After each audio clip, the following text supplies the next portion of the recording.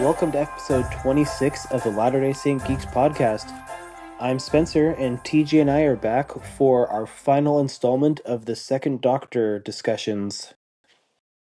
Woohoo! We're all done with the Second Doctor finally in discussing, because we're both done with the Third Doctor in Yeah, I watching. finished watching The Planet of the Spiders this morning, and you've been into the Fourth Doctor for a little while now, so... I am on the Genesis of the Daleks. I paused my watching because I was getting too confused and too ahead, wibbly wobbly, timey wimey problems because I had too many doctors in my head.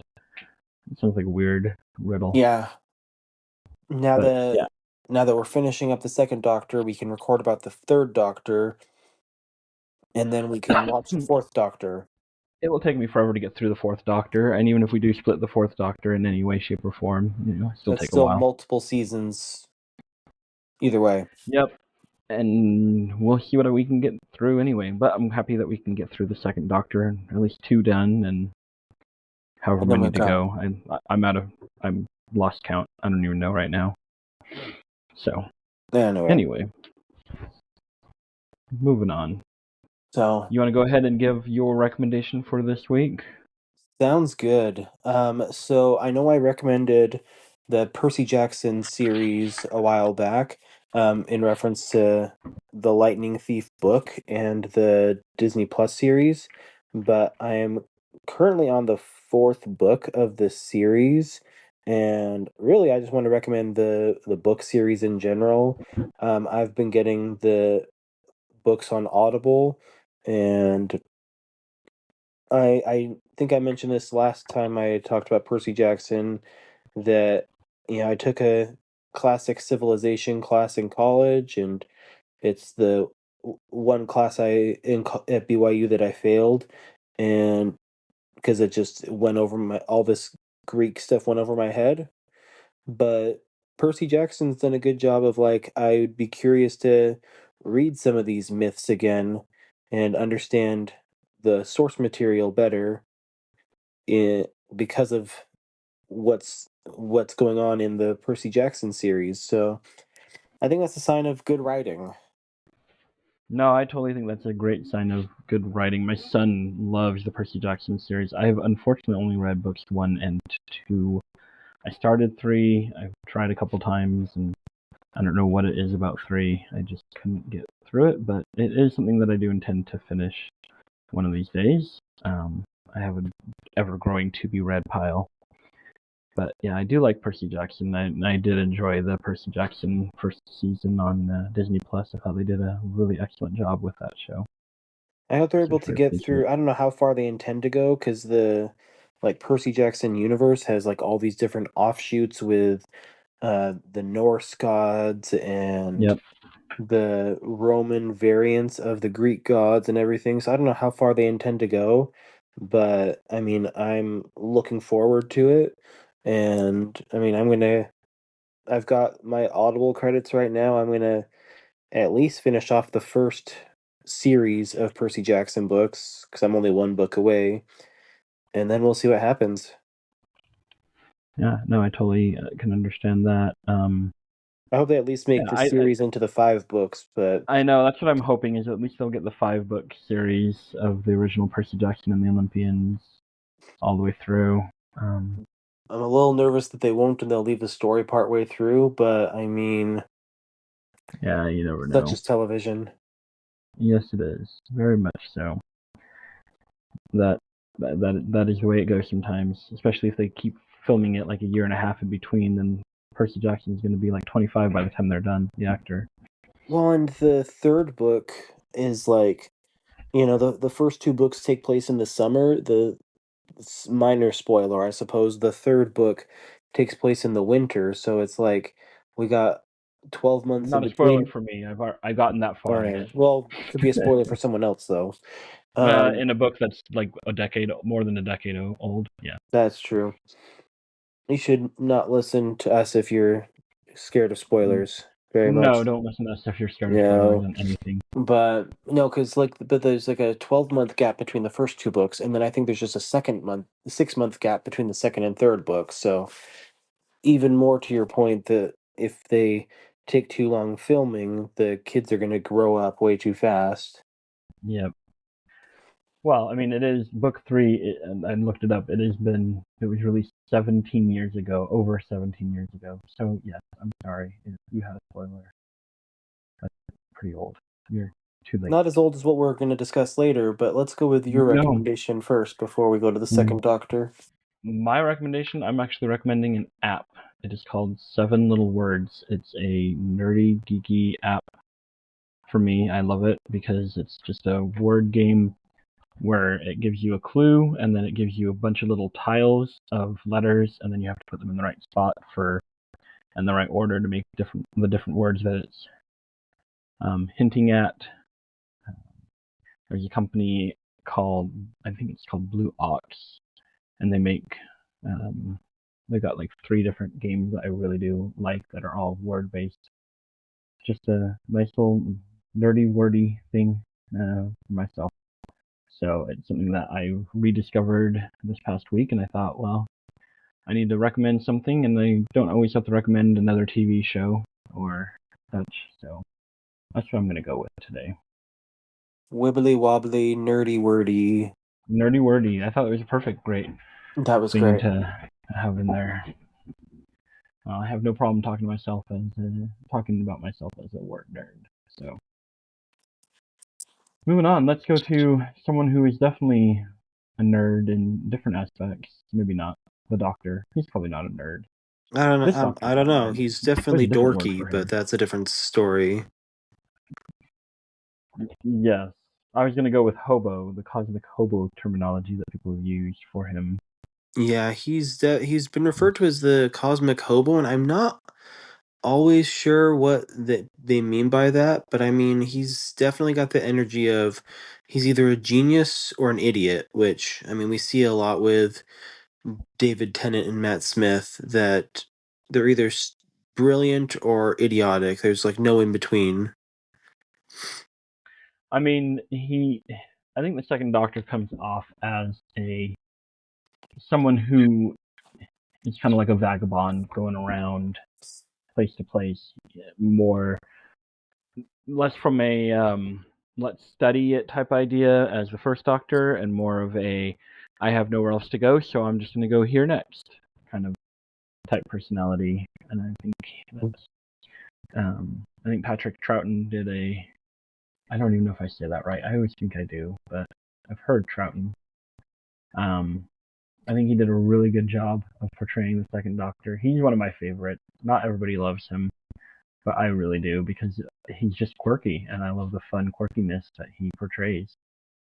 You know, it's funny. I think we've mentioned this before, but like, yeah, like he's on the upper half of my favorite Doctor list, but I like him more than some of the other Doctors, but like I think he might go above the third Mm-hmm. Doctor in favorites, but I like the third Doctor stories more than the second Doctor stories, but that's just And I've got a I mean definitely I prefer the second Doctor personality wise over the third Doctor. And I have the same thing with David Tennant, Matt Smith. It's like I prefer David Tennant over Matt Smith, but Matt Smith's stories just draw me in a little bit more. And so I think I love except Patrick for the Troughton, the Donna second ones. Doctor. Donna the Donna storyline draws me in plenty. I will say it draws me in plenty. There are a couple episodes there that are not my favorite that a lot of other people seem to love. So moving on, we can go back to our second Doctor here since that's who we're talking about. We can talk about David Tennant and Donna later. I mean, I will Um, bring Matt Smith into it a little bit again, though, because that's just a funny moment of, again, goofy, dorky, cosmic hobo. Just this moment mm-hmm, during the Highlanders, where he just goes like, "Oh, I'd love a hat like that. I need to get a hat like that." It just has mm-hmm, the energy of, "I wear a fez now. Fezzes are cool. yep. I wear a Stetson now." And I remember talking to my mother-in-law. For those who may remember, she is originally from the UK. She was a lot younger. We're not going to talk about her age, poor She woman, grew up watching the original Doctor Who. I about think what we can say that. she originally grew up Doctor. Yes, she was a little older than. Anyway, her teen years are roughly where the second Doctor would have started, and she hated him. He starts off with, and part of it was that he was obsessed with hats that she did not quite follow and understand. I mean, it's a big shift from having an old crotchety doctor who does not like anybody, and does at the same time, to have this like fun, weird personality that's very quirky, very different. Um, Go and from being so, and one of the things grandpa that I remember her to stating was that he had this hat on, and I'm like, he didn't have a hat, but in his first story, he puts on this weird dunce-like cap that he's wearing. We only get it from an animated I was viewpoint just say now, I don't remember that, but if unfortunately. it's yeah, it's just animated now, Lost so I to might have time. forgotten But that. on the same token, he has that quirkiness that is similar to Matt Smith, where he does not focus on um, he doesn't take himself too seriously. He's one of these less serious doctors, which I think is something that wasn't necessarily whether it was needed or not, but it was something that I think worked and what kept the story alive. There's a similar show I've mentioned it before called Death in Paradise, and when the main actor wanted to leave, they had to replace him, and they brought in a different detective inspector, and it feels very much like a Doctor Who style of storytelling in the aspect that it's a constant evolving door of characters and teams. And when they when they got rid of the first detective inspector and replaced him, their personalities are totally different from one another, and it worked really well because that's what I think endeared the audience to that new detective inspector. And in this case, I think that's what endears the second Doctor to viewers, is that he is so drastically different that it becomes enjoyable once you recognize that this is not the same person, and it's okay. I mean, it is the same person, but not. You know that meme that goes over like the regeneration cycle from the fan point of view, they regenerate, you hate them, they start to grow on you, you Yep, love them, and then they regenerate again and start all over. exactly. And it's just kind of interesting what you're saying that like, the second Doctor worked because he was different, which is funny Yep, because this is the first time that regeneration cycle happened, and I mean, it was such a gamble at the time to. I mean, I think you mentioned this during the when we discussed the first Doctor that your mother-in-law was in that group that was like, "What just happened? Like, how is this?" Like yeah, it. It was such a drastic change. It worked, obviously. We're here talking about it almost 60 years since that first regeneration, but it's yep. just somehow it worked, and And it that's the keeps the thing, show is it alive. just you just have to take a risk, and sometimes they work and sometimes they don't, and that's something that kept the show alive for almost 60 more years after it.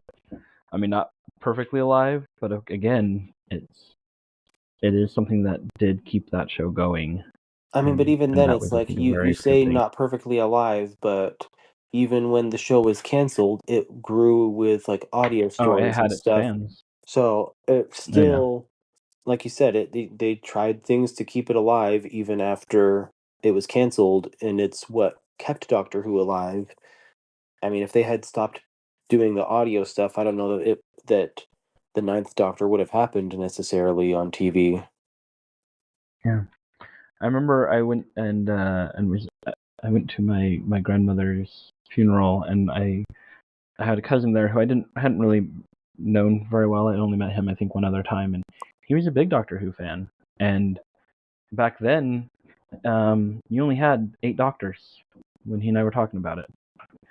So, And but he he barely really had that enjoyed eighth Doctor Who. Doctor. Yeah, I mean, but you still had it. He was Yeah. there, but he loved Doctor Who, and I had no idea what it was back then. I mean, and this is in the late 1990s, so um, you know, Doctor Who took risk, and They took a risk with Patrick Troughton. They took a risk with a cosmic hobo, Charlie Chaplin type character, somebody who just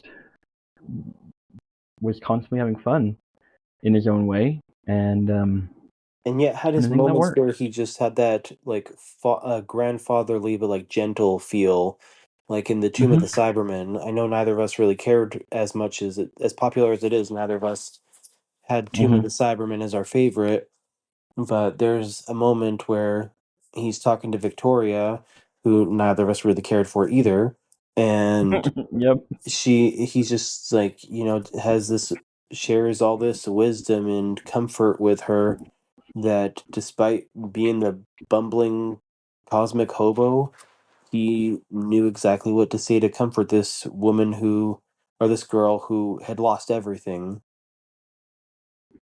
Yeah. I mean, and it's still very fresh for Victoria at that point. And I think that's one of the things is that I know you say he was still grandfatherly, but I view William Hartnell more grandfatherly, but Patrick Troughton is more like the the random uncle that is coming to town for the whatever is going on, and he sticks around for a little while longer than he's supposed to, and then yeah, I'm done, I'm gone. Like I see him as more of an uncle type character, but one that is respected and loved and appreciated, I could see that. um, as I could opposed see it. as opposed to that like controlling grandfather type. He had Oh, he's certainly that not the personality that controlling to me was grandfather type. Yeah, no. I got you. No, and I mean, he had. I felt like he had the relationships as well. So I know you had some notes about the TARDIS team, so why don't we segue over to that topic now? Oh yes, absolutely. I mean, the Doctor, second Doctor, he doesn't have. Well, he has Jamie pretty much for the majority of his time as the Doctor. Just missing one or two The stories of with Jamie. The the rest of the first time he's there. story, he's only the first story is Jamie's not there, and the second story, the Highlanders, is where Jamie appears and he stays until the very end of the second Doctor, which for back then was really rare. Um, It's still really because they rare. had I just mean, had. Amy and Clara stayed around a long time, but even that, there are significant chunks of their doctors' eras that they were gone for. Hmm. So still really rare. And I love the. Yeah, it's still rare. For a companion to stay for the majority of a time like that. Um, I think, and Jamie, I think, was kind of an accidental add that they just felt like the actor to the show and the character to the um, to the TARDIS. I think Fraser Hines he did a great job as Jamie, and I think that their relationship was just it was one of the like best friend type relationship, where even uncle nephew who crazy uncle and the nephew that has to keep him in line. Like it just to me that really fits with those two. I mean, he had a decent relationship with the second Doctor and Ben and Polly. I think the second Doctor looked after Polly really well.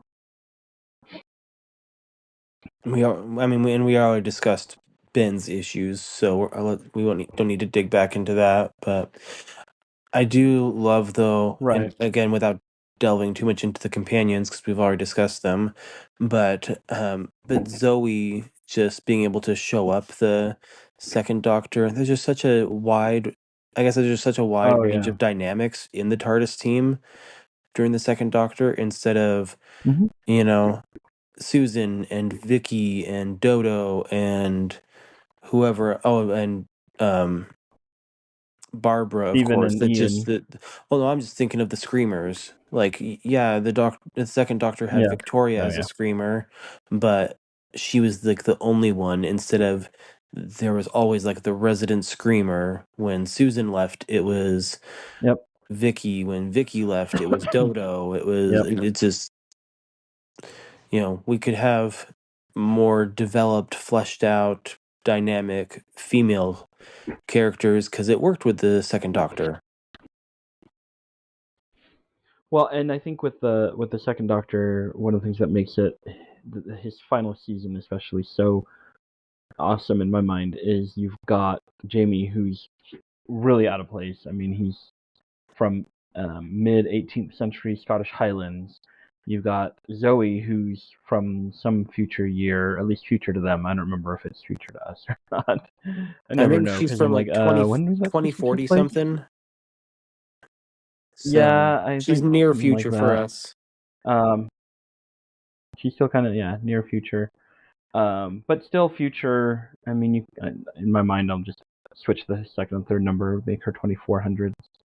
Um, and then you've got the Doctor, who is timeless and ageless and everything in between. And it made such a it made such a it made such a big dynamic between those characters, and to have Zoe and Jamie get along just fine with the Doctor on every step of the way.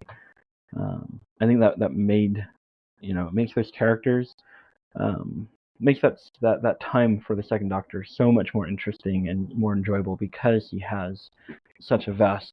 I mean, it's only two people, but a vast range of just two people at least.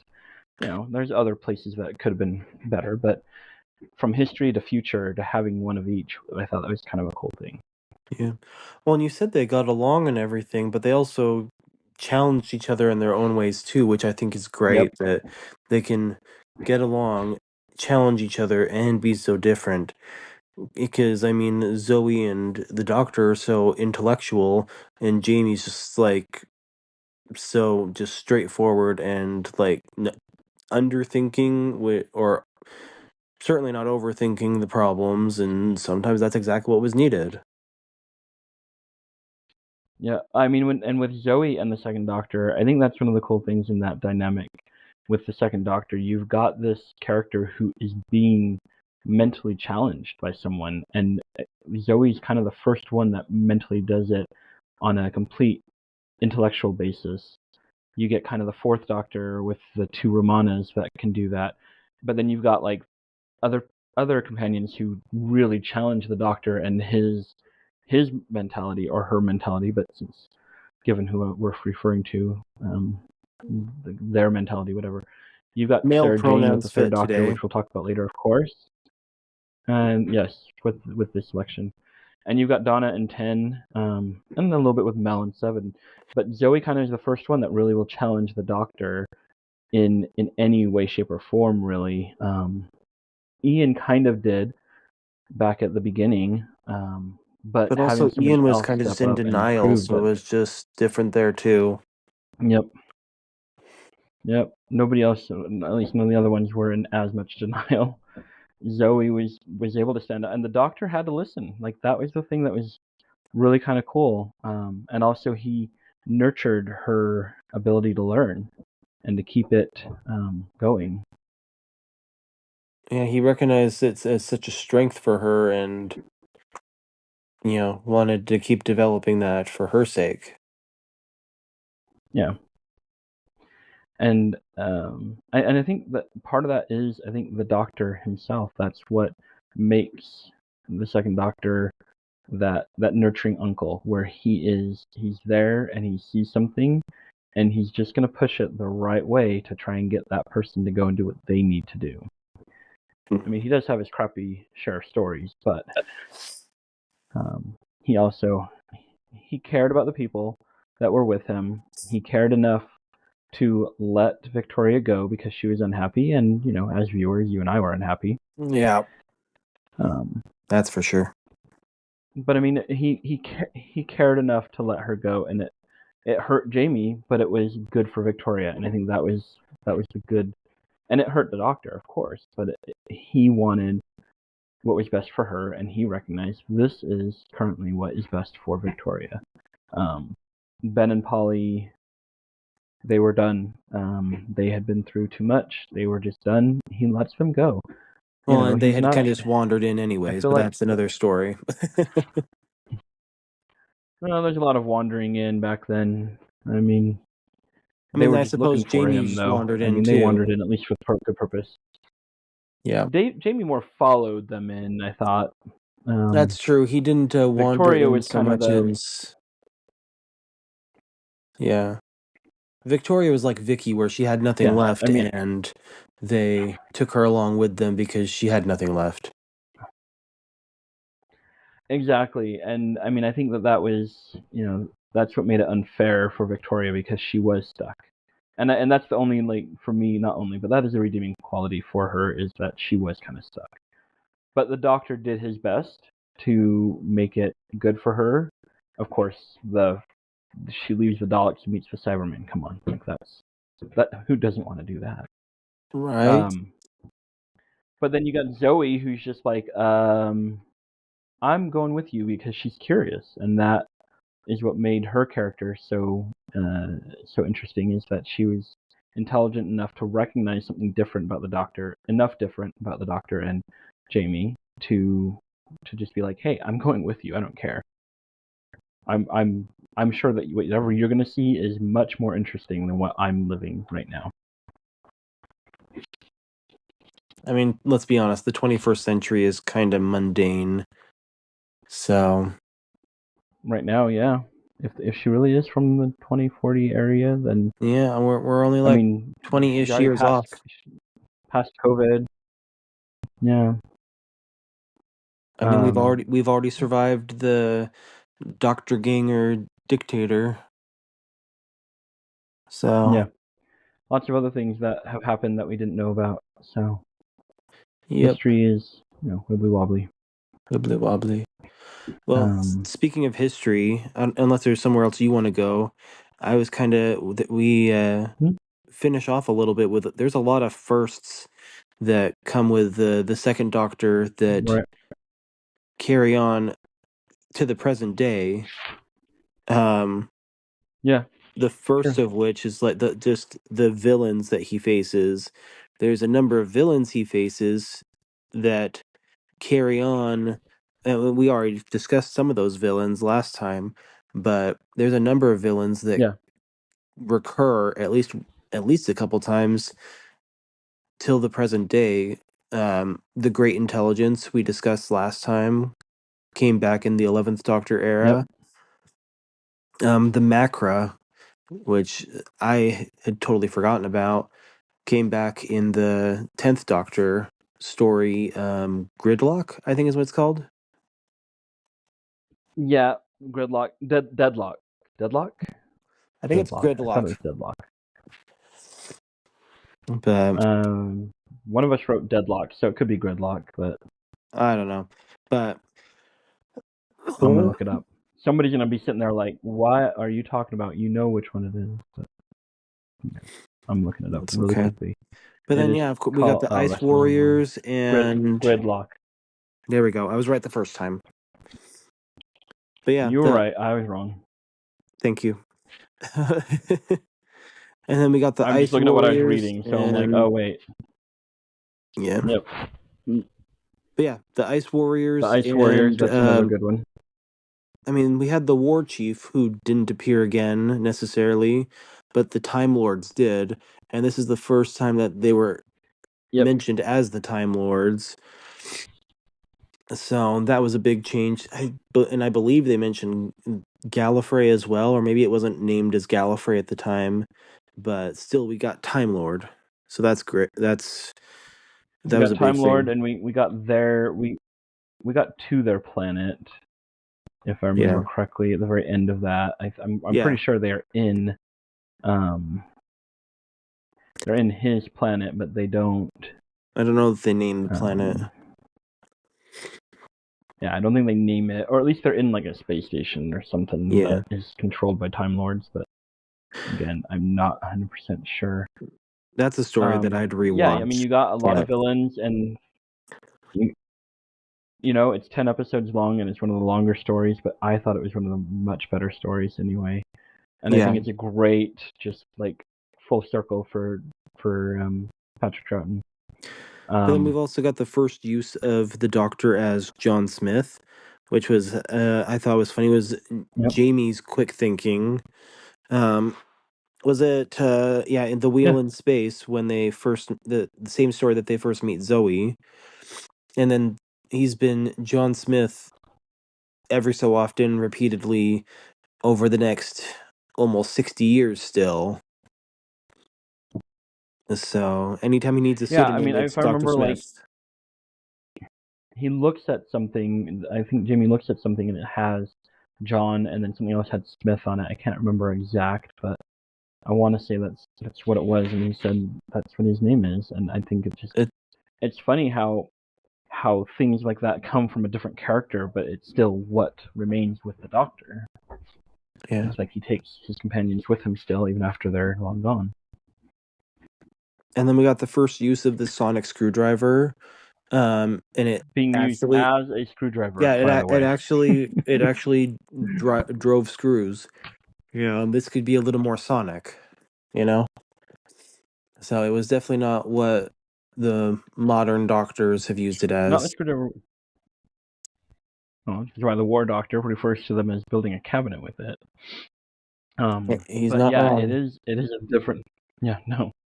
Well, I mean, the thing is that with the sonic screwdriver with the second Doctor, it is sonic. He doesn't have it touch anything, but he does unscrew something.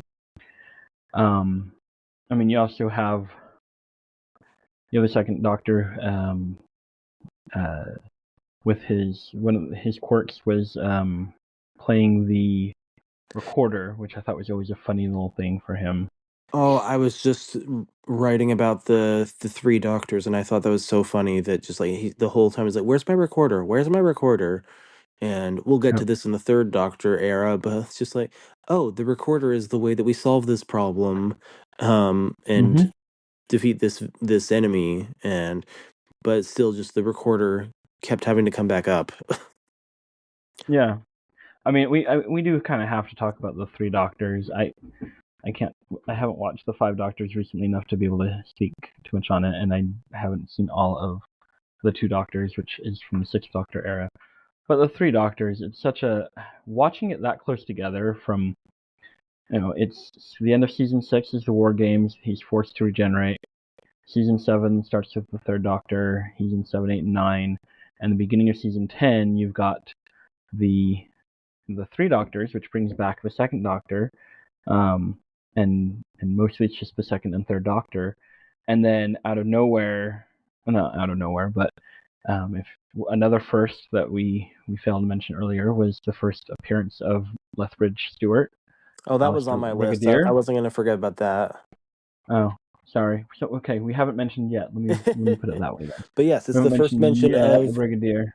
the first mention of Lethbridge Stewart and Sergeant Benton, although I don't remember if he was Sergeant back then. So He the was characters that would not. I think he's become, Private Benton. yeah, the characters that would be front and center with Unit. Mm-hmm. So, which is obviously a very important part of the Third Doctor era. And okay, back to your Yeah, thoughts on the Third Doctor, the three the three Doctors. Doctors. No, I mean just that. I mean, one of the first things is that the Lethbridge Stewart doesn't believe that the third Doctor is the same person, and he eventually accepts the third Doctor as the Doctor. He recognizes him, and then the second Doctor comes back, and he's like, "Oh, well, now you're here, so clearly you're the right person I need to be talking to anyway." And it's just like, but Like you changed your he face back hasn't again. he hasn't had the last 3 years with you, Brigadier. This man's only met you twice, like, because Brigadier first appears in the Web of Fear, and then he comes back in the Invasion with Corporal Benton. I was wrong; it wasn't Private; it's Corporal Benton. I guess depending on how Who later timelines becomes work, Sergeant he's Benton. had the five doctors at that point potentially, but that's I don't more count wib that. Yeah, no, more no. more That's wibbly wobbly. when the Doctors interact with themselves. I'm pretty sure they just forget. So, um, that's my headcanon I anyway. might disagree with you, but I think that might be more of a commentary for when we get to the five doctors. Yeah. Which Well, I mean, when they forget, it's a different comment, but no, I think either way, what I'm saying is I I feel think like in I think in the five doctors, the second doctor remembers the third doctor, but I reserve the right to be proven yes, wrong he when we get to that does. point. Right. So he doesn't forget completely. I So remember that vaguely. however that So works. then that would make the third Doctor before the five Doctors. So I the don't three know, Doctors but before the five Doctors. Anyway, we'll too cross that much bridge when we wibbly come to wobbly it. timey wimey. Yeah, or we'll fall off the side. Um. So yeah, you've got again two more firsts with Unit. Unit, I think, also is in the Invasion. That's the first time that exists as a unit. Were they unit by there. then? Sorry for the pun. Well, in reading about the Invasion, it does state that it's the first appearance of Unit. Okay. So I'm assuming that there is something related to it. Because I didn't think he was ever the Brigadier of anything not Unit. He was Brigadier of Unit. Right, I just couldn't remember if their appearance in the Third Doctor was when Unit was officially a thing. And what we come to know as Unit, yeah. But yeah. I just couldn't remember if they were it, Unit in the Invasion or if they were something different. No, I'm pretty sure they were Unit. It refers to it too much in the plot in reading about it. I mean, it is Wikipedia, but it hasn't really steered me wrong too much with Doctor Who stuff. Well, we reserve the right to be wrong. We reserve the right for Wikipedia to be wrong, but that sounds about right. Yes, exactly. Like, there's multiple things that the Unit's name is all over this Wikipedia page. So either Unit has put itself in there because it's Unit, or it really is. I do think that. What was I going to say? I don't know. I do think it was a really cool extra thing that just a lot of and the sad thing with the second Doctor is that he's got the most missing. Patrick Troughton has the most missing episodes. So really? there really isn't as much. Oh yeah, I thought he has more than the first Doctor. Oh. Most of his stuff is missing. I mean, you've got them I mean, I know that first season is mostly missing, but I couldn't remember if he has more than 4, 5. I thought the first Doctor still had more. Season, the fourth season is pretty much all missing, and then you've got 1. Although, to be honest, if you're counting episodes and not stories, I think the first Doctor would beat him out. Because we're missing the whole Dalek invasion. Of the invasion of the Daleks. Yeah. So that is possible. Probably splitting hairs at that point. The ones that you can the ones you can watch on BBC are a lot fewer. Anyway, percentage-wise, I know that Patrick Troughton percentage-wise has more missing. Yeah, I know I've seen that fact a few times. I'll agree with you on that one. Yeah. But 1, 2. Sorry, I'm counting 6. 7. First Doctor is only missing 9 stories. Granted, one of those stories is like 8 episodes. Stories. 12. Oh, it's 12? But 2 of those episodes are not missing. Oh, okay. Yeah. So it's really only 10 episodes are missing, and 1, 2, 3, 5, 6, 7, 8, 9, 10, 11, 12, 13 of the stories for the second Doctor are mostly missing. So they're comparable then, it sounds like. Not counting the invasion, since they're pretty close. I mean, either way, the second Doctor, a lot of his stuff is missing, which is sad. I mean, you and I, at least, we were both able to listen to them, and I gotta be honest, I really did enjoy listening to them. I highly recommend this. It's not my recommendation I just can't recommend Doctor Who in this Doctor Who podcast. It just doesn't work. I mean, you could. It just wibbly wobbly. It just doesn't work for me. It's like a weird paradox. But having listened to them, for the most part, with the second Doctor, you've got some that are narrated by Annika Willis, who's Polly, and then the rest of them are Fraser Hines, who played Jamie. And so it's like they just kind of speak through the narration to lead you from one spot to the next. There are occasional places where it's like I can't hear anything, and that could just be me and my bad hearing. But either way, I really do think that that they're worth listening to. I got them all on Audible so that I can listen to them, and at least I'll be able to say I've heard every episode of Doctor Who at some point in time, if I can get through, the 4th through 7th Doctor. And now we just gotta wait for time travelers to bring back the missing copies of the actual video. Yeah, I'm sure that they have it. They just haven't come back to 2024, so I don't know what year they're coming back to. Those jerks. Which They need to come back to the right year. it's the inevitable time loop that they took the episodes that were missing and thus created the missing episode itself. There you go. That's the But time loop that I believe in. So it would be nice to see. Like, there's some of these that I would love to have seen. Having listened to them, specifically the Macra Terror, which is where the Macra are introduced. The Highlanders, definitely, which is the definitely the first Highlanders. Story. The one random missing episode of Web of Fear that somebody stole in France, if you look that one up. And The Will in Space, which introduces Zoe. Those are ones that I really wish I would have been able to see. Space Pirates, I'm okay not. Space Pirates, I'm okay not having watched. That was one of my least favorites. But anyway, the I second completely Doctor. forgot that existed. I'm so sorry. I shouldn't have brought it up. No, I just forgot I literally it existed. cannot tell you. There were pirates and there was space adventures. I think it's funny because there are so many, it's easy to mix them up, but I have a hard time remembering the difference between the smugglers, which I also could only listen to, and that's a First Doctor episode, and the space pirates, because they just are too similar. Yeah. Not even just similar, but their titles mean enough similarity that I'm like, I'm not sure which one's which. Yeah. But I mean, with the second Doctor, he did make that hard choice in the end of calling in the Time Lord to help him defeat the Time Lord, to help him defeat the War Chief, which the War Chief was the Time Lord implied. War Chief is the Time Lord. The Warlord is not a Time Lord. Now, the Warlord, I think, is from the same universe as So the War Chief is the Time Lord. The Warlord is not the Time Lord. That's what we decided last time. That is correct. Good job. That is correct.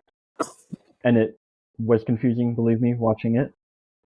Watching the second Doctor and being like, that's the War Chief, but he's obviously a Time Lord. And then they kept mentioning the Warlord. I'm like, but he's right there. Oh no, he's War Chief, not Time Lord. Yeah. War Chief, Time Lord, not Warlord. Words are hard. All the words are there, just words are hard. Just ask. Or lies are words. Words. Truth. It's not completely singular, unrelated, lies, but words. Yep, that one. That's a Doctor Who quote. It is still my favorite Doctor Who quote. Yep. I am yet to find one that I like better.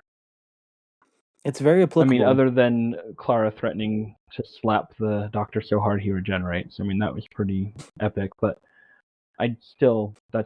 and it's not even said by the Doctor. It's not said by his companion. It's just said by one of his friends. Like, we're getting off track again, though.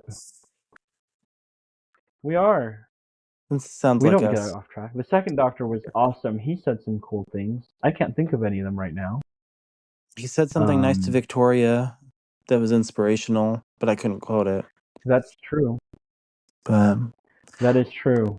And that's the problem, is maybe I need to write down more quotes next time, because I'm there you go. Thinking, what did he say? And I know now that I'm gone through the third Doctor, which I'll have to go, I think, do some studying, because there are some really good quotes with the third Doctor. But with the second Doctor, I think as a character, he was just more fun, and that is what made him much more acceptable to people, I think, is that he just was much more fun. I know there's a good quote somewhere that I'm going to try and come up with before we end here. So I'll let you talk now, because I keep rambling on. The second Doctor was fun, and that's what kind of make me look forward to the fourth Doctor, as we've both finished the third Doctor, because Tom Baker does whimsy really well with the Doctor, and there's a reason that he's like the iconic Doctor, and it's not just the giant scarf. So, and I mean, he uses that whimsically. I mean, Oh yes, Even in the but first storyline, he's able to he use is it. So whimsy. that's really cool. He is whimsy, not just the He is scarf. whimsy. Yes. Oh, he is whimsy. He uses his surroundings whimsily, and I think that the Second Doctor, in a way, is a precursor to the Fourth Doctor. That he was just a much more, again, it made it more okay for each of the Doctors to be a completely different personality from one another, and I think that's the right thing. When you get into TV shows,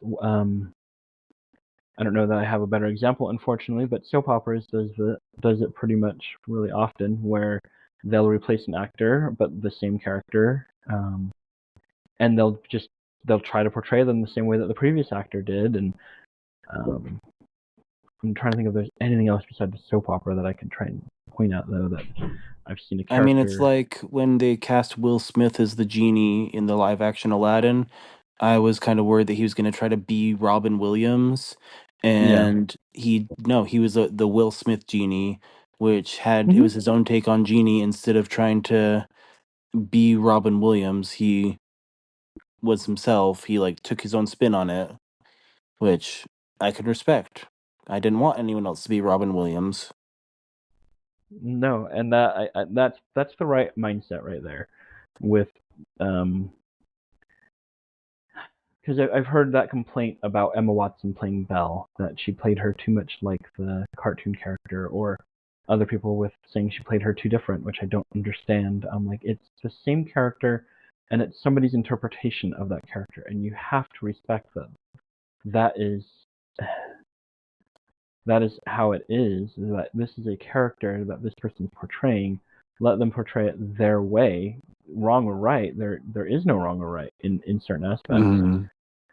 I mean, when you look at certain things related that way, there really aren't, and people try to just say. I mean, it's it's a continuation of the story, and this is the way that the story continues: is that we have a new actor playing this character. He looks so basically the way that works is that he looks completely different.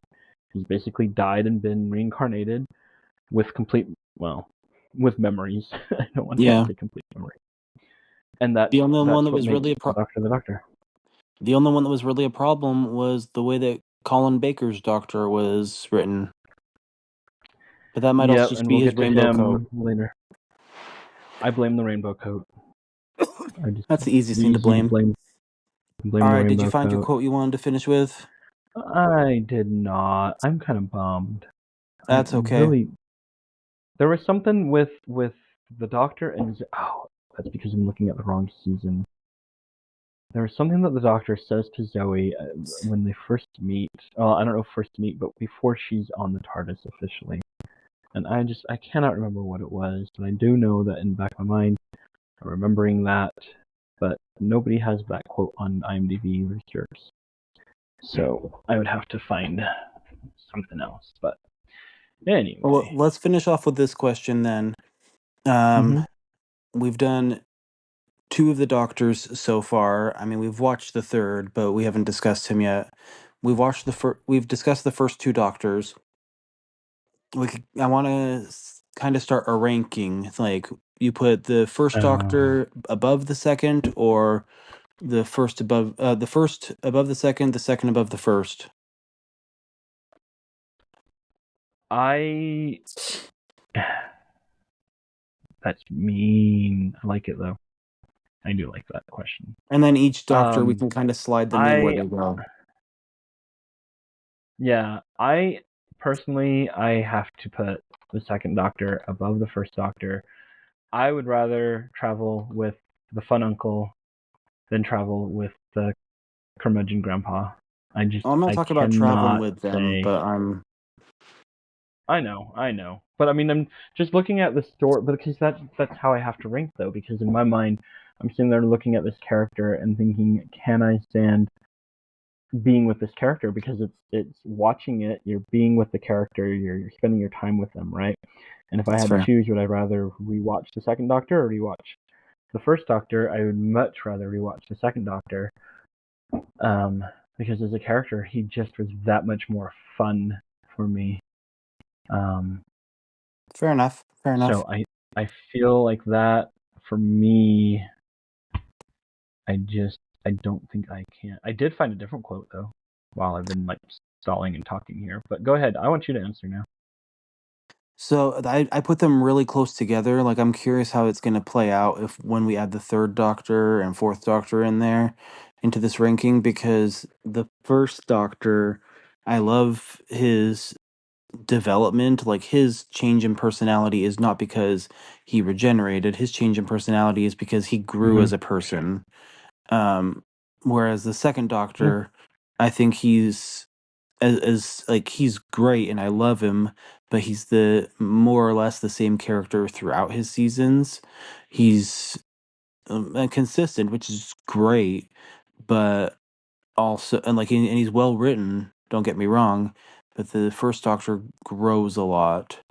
So I think I might put this one's. It's I asked the question, but it's hard for me to say.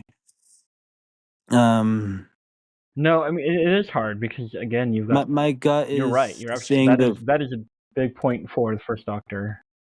my gut is saying that to rank the first Doctor above the second Doctor. Um, I may regret that decision. I may institute a rule that I can change my mind when we get to the end of the third Doctor episodes. It's my question. I can change That's the like a year rules. from now. That's right. I'm not gonna argue that one. Okay, so something. Did you find a I quote, actually or do found you two just want to quotes. sign us off with your I catchphrase? no, I'm gonna. I found a quote.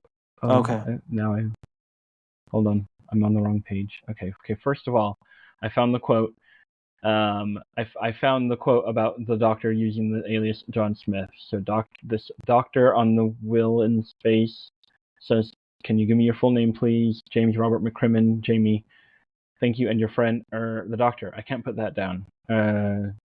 So the lid of Gemma's stethoscope box with the words John Smith and Associates on it, and Jamie says John Smith. Like I think that like just to let everybody know that is where it comes from.